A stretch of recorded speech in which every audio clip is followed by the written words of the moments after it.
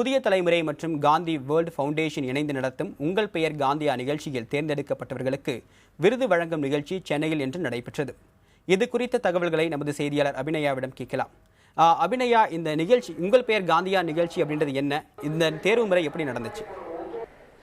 சொல்லுங்க. இந்த உங்கள் பெயர் காந்தி நிகழ்ச்சியானது காந்தி என்ற பெயருடன் இருக்கக்கூடியது, அதாவது காந்தி என்ற பெயரில் ஒரு பகுதியாக இருக்கக்கூடியவர்கள் அந்த காந்தியுடைய கொள்கைகளையும் பின்பற்றி வருகிறார்களா என்பதை அடையாளம் கண்டு அவர்களை பெருமைப்படுத்துவதென்ற ஒரு நோக்கமாக வைத்து அவர்கள் இருக்கக்கூடிய ஒரு நிகழ்ச்சி தான் இந்த நிகழ்ச்சி.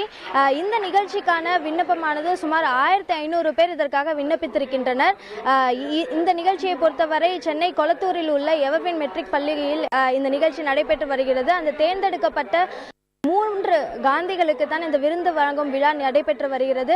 அவர்களுடைய அந்த நடவடிக்கைகள் அனைத்துமே கண்காணிக்கப்பட்டு அதன் அடிப்படையில் அவர்கள் தேர்வு செய்யப்பட்டிருக்கிறார்கள்.